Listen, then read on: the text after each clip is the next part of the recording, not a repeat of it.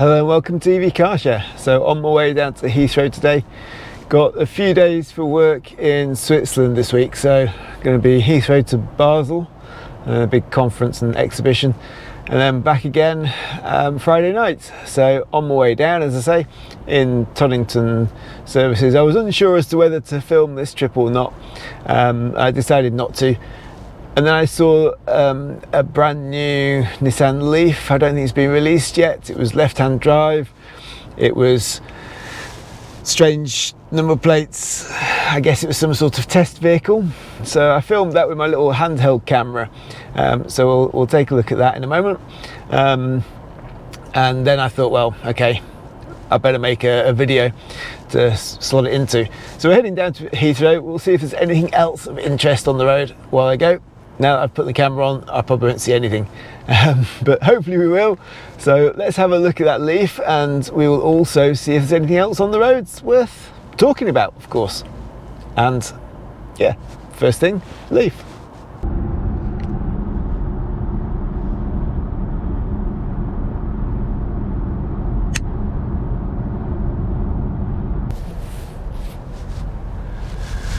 Not many people needing the charging right now. All those bays empty. Just an MG4. It's quite a nice blue colour. I like the colours of the MG4s. That kind of blue colour and also the orange. Quite cool.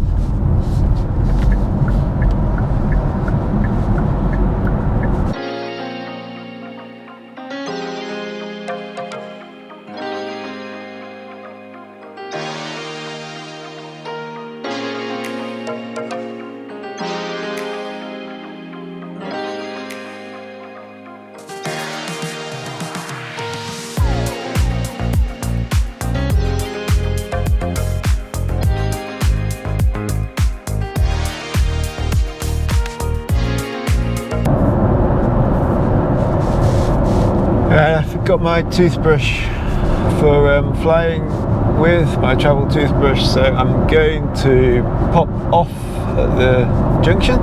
There is a Tesco's just in the south side of Dunstable, just a few minutes off the route. I'm going to stop there and get something much cheaper than buying one in Heathrow at Boots, that's for certain. I like the bamboo ones. I just think wooden things like that feel much better than plastic. I think plastic feels cheap.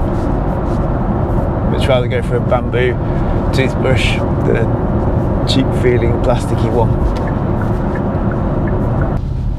127.9 for petrol, that's quite cheap.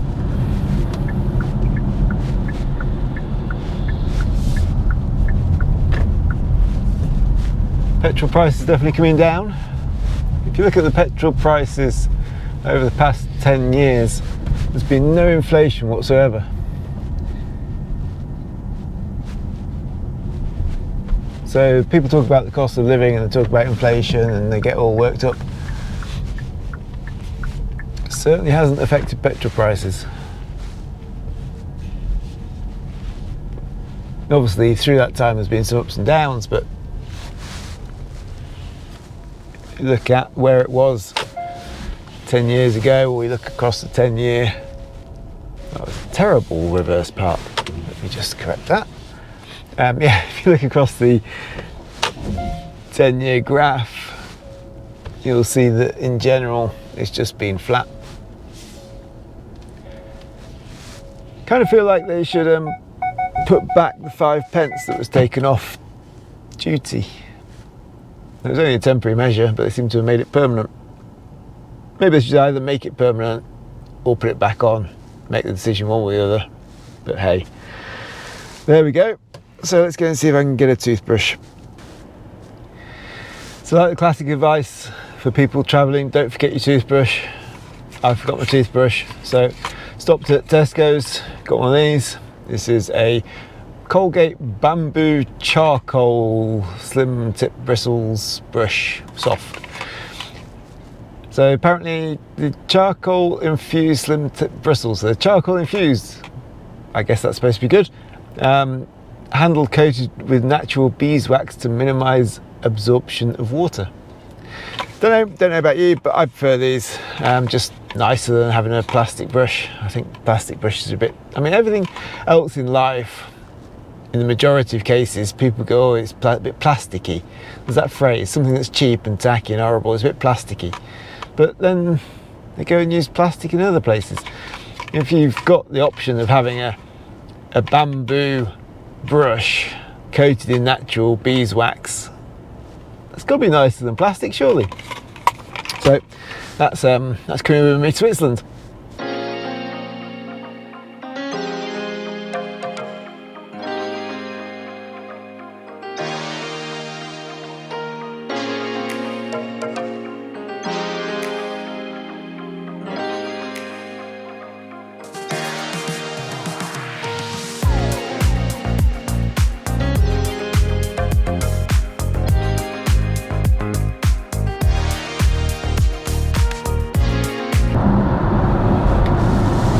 So a smart motorway in action. Reduce speed limit down to 60. Along this section of the M1, I don't know when they ever don't have the smart motorway in action. Kind of defeats the point of the smart motorway if it's always active. The whole point is that you can have variable speed limits and you can have the lane, the hard shoulder either as a hard shoulder or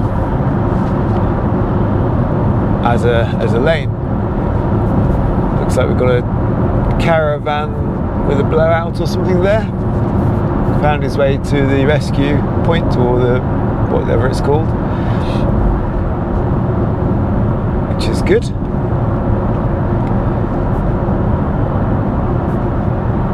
But surely if it needs to be a full 4 lanes at all times pretty much, then they should make it a full 4 lanes and have a hard shoulder and just make it a normal motorway rather than a smart motorway. If it's constantly smart, then that's not very smart. Emergency refuge, that's what it's called. That's where the guy with the caravan is. It's in the emergency refuge. Should really look after his wheels better though, or his tyres.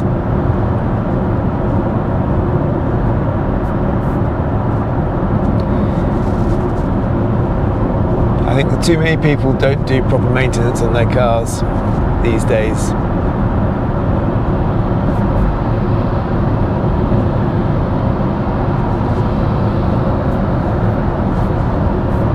But for something like tyres, there's no excuse.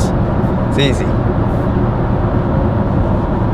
You don't have to do it yourself, you just have to check it and make sure you get it done.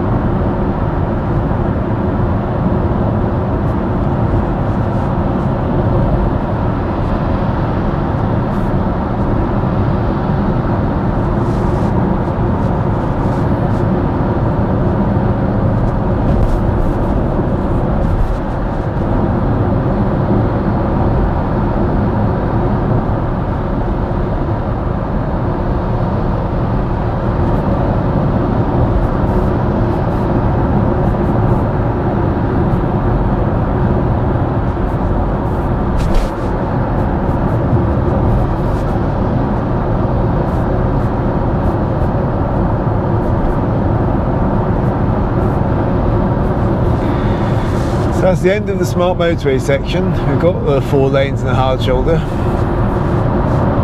And now we can go back up to full speed. This is what that other part should be like.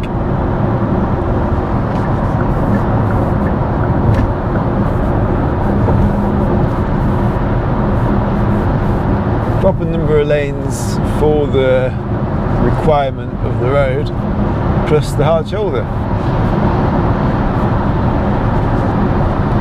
Then please can we get rid of all those cameras?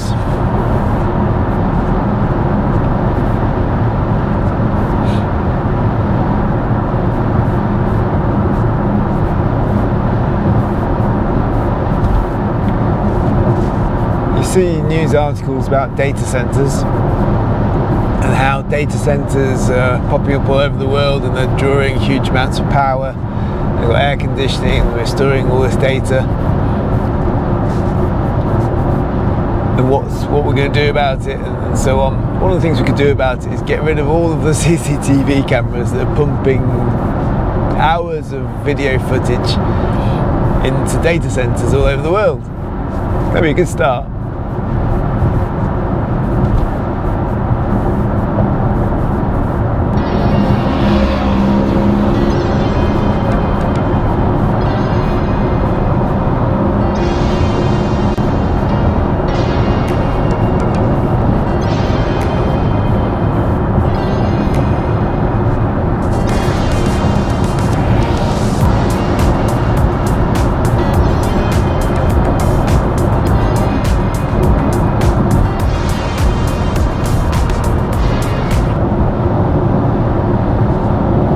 What have we here? So this Toyota Yaris, Igo, sorry, not Yaris, this Igo has some sort of camera on the roof. So I'm going to assume, is this like a Google car or some sort of something else? Traffic enforcement, ANPR enabled, London Borough of Bexley. So no, it's not Google, and that's don't know what it's looking for. Whether it's trying to find uninsured drivers or trying to find untaxed cars or what. It's not speed cameras, so you can go past it as fast as you like. It might be looking for people using mobile phones, that's a possibility. Maybe some sort of portable AI camera system.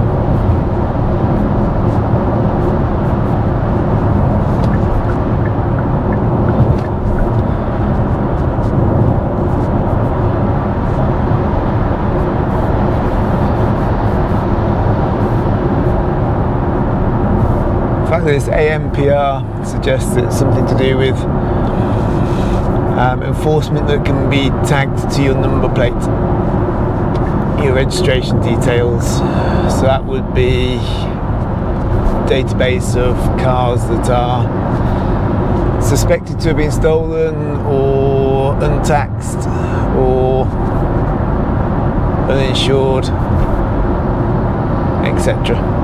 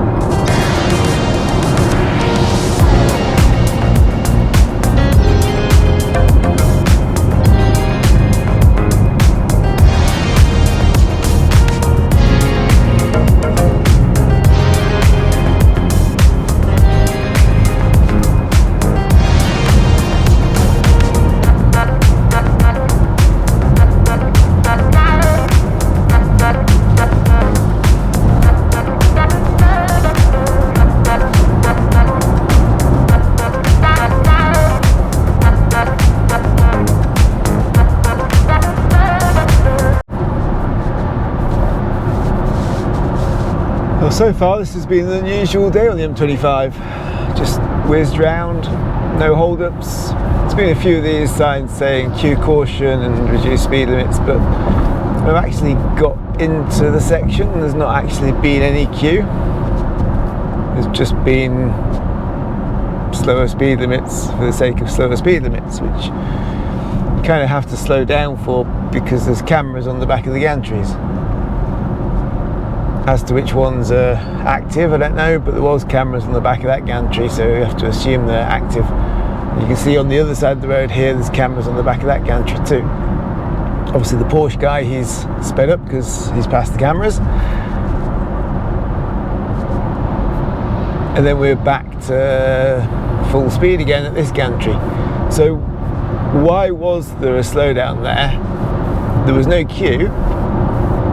Was it just to try and catch people on the cameras? Because the gantries before and after were 70 mile an hour. We could do 70 mile an hour, then we had to suddenly go to 40 for absolutely no reason. Now, if it isn't just to make money and try to catch people on the cameras, then you can certainly see why people think it is. But as I was saying, M25 pretty free flowing at the moment, not a problem. It's quite a pleasant drive. It's normally chock-a-block on here. I guess that's the difference with driving down to Heathrow mid-morning rather than going around the M25 in rush hour trying to get to somewhere in the UK. I'm visiting customers south of London.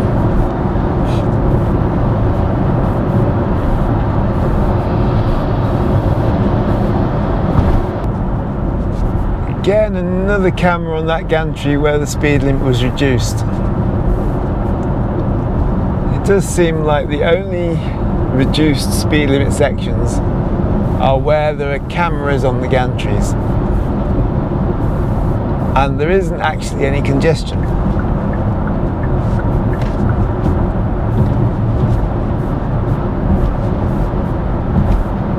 Are there cameras on this one as well or something? No, actually this one isn't. I mean, there's no congestion. Traffic's flowing quite freely.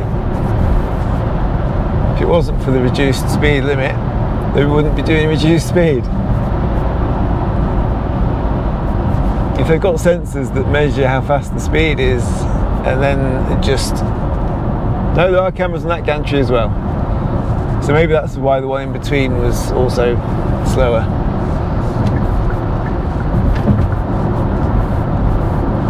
And then we're past the cameras, and guess what? The speed limit increases again.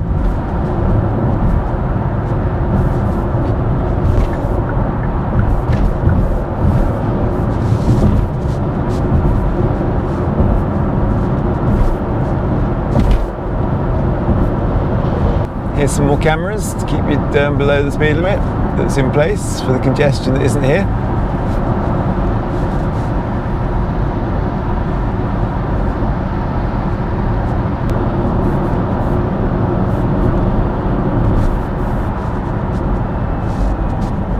Okay, now we do have a bit of congestion at the M4 junction, so just where the traffic is leaving.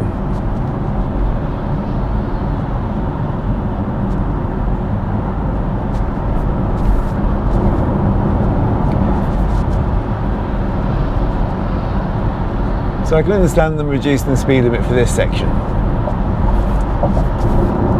You don't want people changing lanes in and out of that queue while the rest of the traffic's doing 70.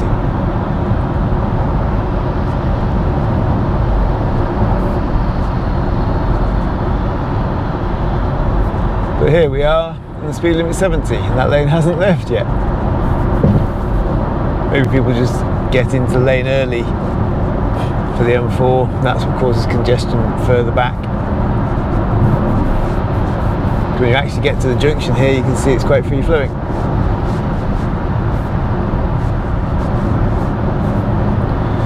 I'm flying from Terminal 5, so I'm going up to, or down, I guess it's southbound, going down to junction 14 instead.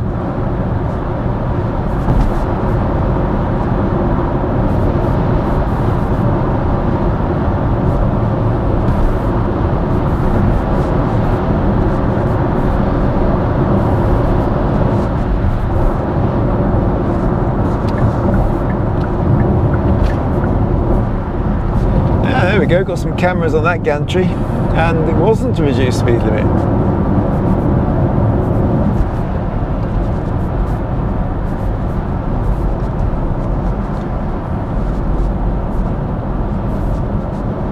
So I want the left lane here, quite a lot of lanes to cut across, lots of people changing lanes. So let this guy on my left go across in front of me.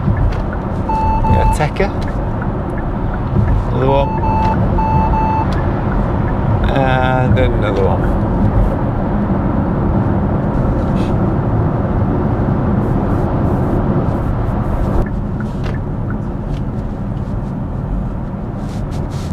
So I'm booked into the Heathrow Airport long stay, park and ride, whatever they call it now, Did look at the pod parking. I've done the pod parking before, that's quite good. If it's about the same price, I choose the pod parking, where you park and then you have like a little monorail pod, takes you to the terminal on demand. It's quite good fun. But this time it was quite a lot more expensive and paying lots more for it. So long stay today.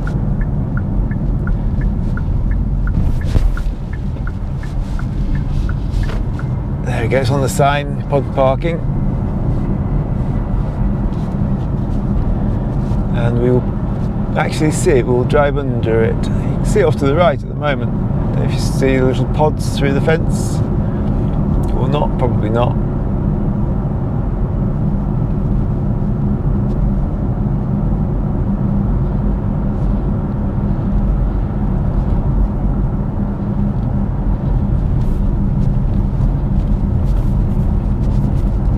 This is the track going over, no pods on it to show you, but this is the track going over the road, so you get like a little pod. It takes about 4 people.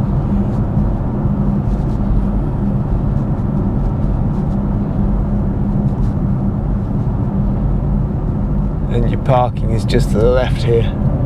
It's the first one. Pod parking, but I'm not doing that today. I'm having to carry straight on.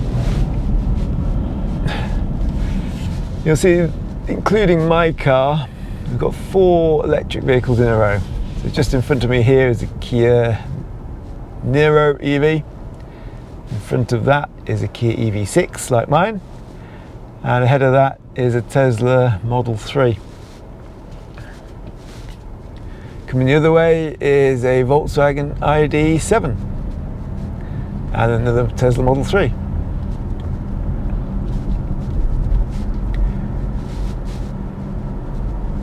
I'm guessing you get people who are a little bit more wealthy flying from Heathrow, so you're going to get a few more EVs than your average in general.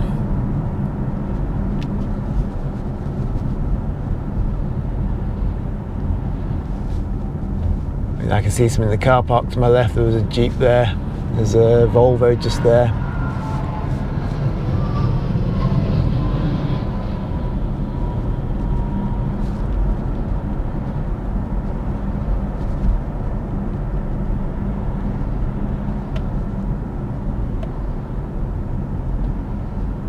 Park and Ride T5.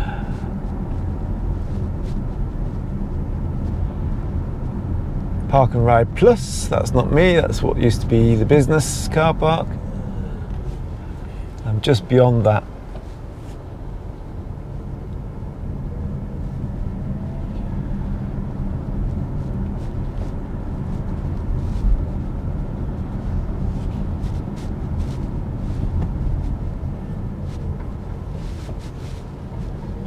Looks like that's car rental return. I think I'm the next one.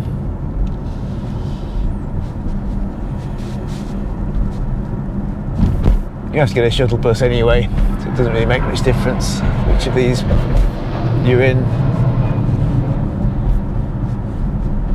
Especially if you leave yourself plenty of time.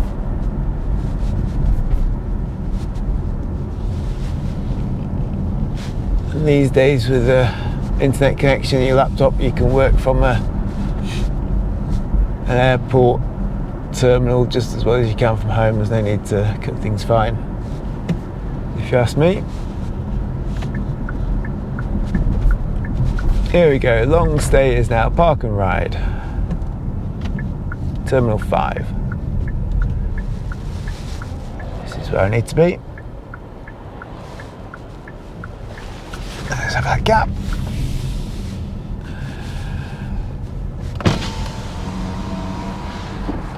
And it should know me, because I paid ahead of time. Pre-booked. There we go, calls me Mr. Smith. Thank you.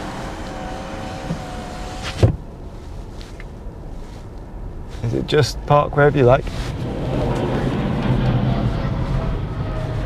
Get around this corner into this lane and There's a guy in front of me went the other way in the other lane, so let him have those spaces and I'll see if there's some down here. Potholes, plenty of those. Don't know about car parking spaces though.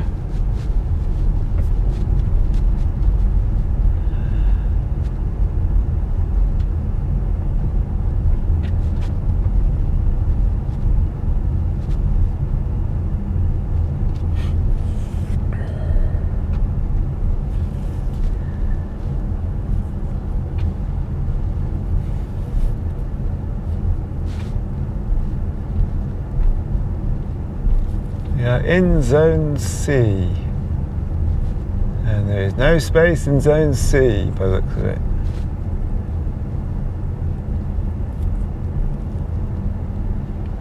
Some people unloading their car there, so presumably we're getting towards where the space is. They found a space at least, unless they are loading back up and going. Well, they don't seem to be in a rush or a hurry, so presumably they've just arrived. This is good.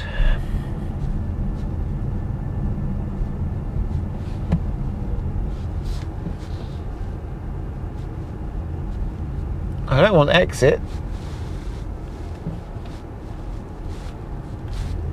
I want a space. At least know where the exit is for later on when I come back.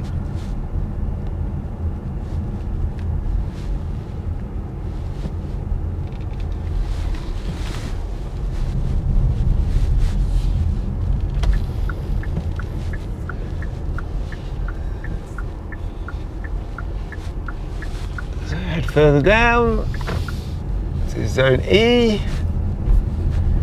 I could probably find a space in zone Z.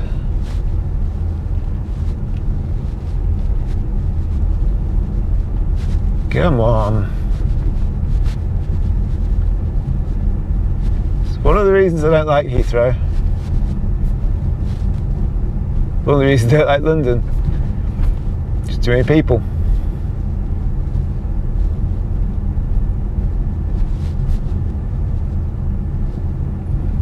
Keep thinking I've seen a space. There's a space. No, it's a short car. It's always the way, isn't it?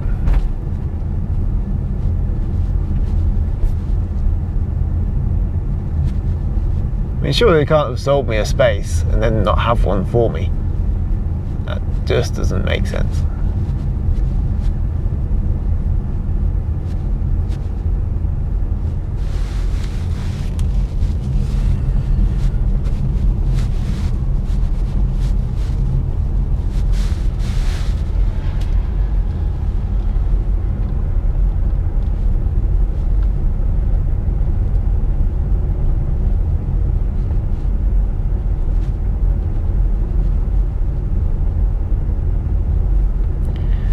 Come on, Heathrow.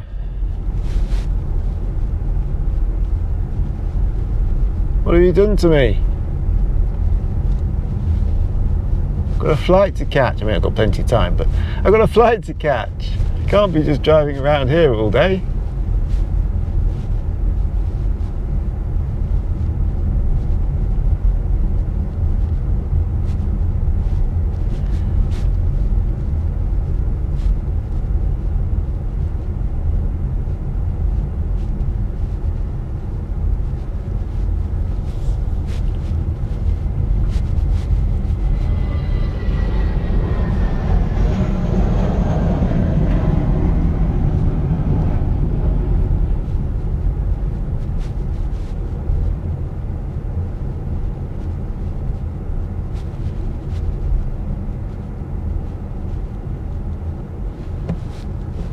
Another small car.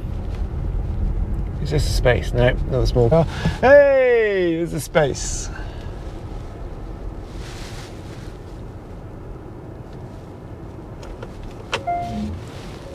Okay.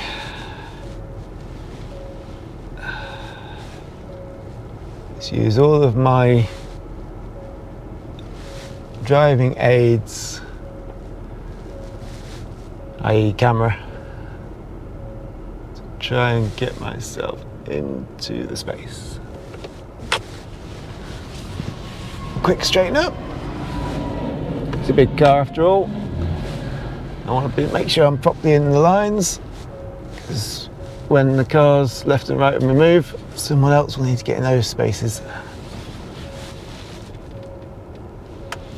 And they will appreciate it if I've left them sufficient space to get the doors open.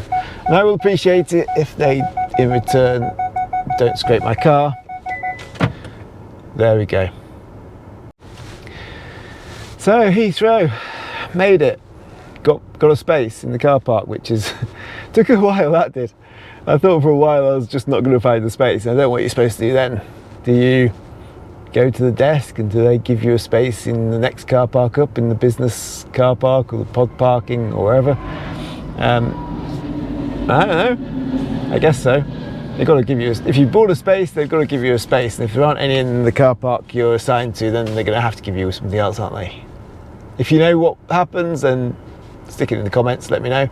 But yeah, here we are. So Heathrow, and Basel is the next stop. Well, obviously check in. I've checked in online, security, and now some lunch, and then Basel is the next stop once I'm on the plane. Till then, see you later.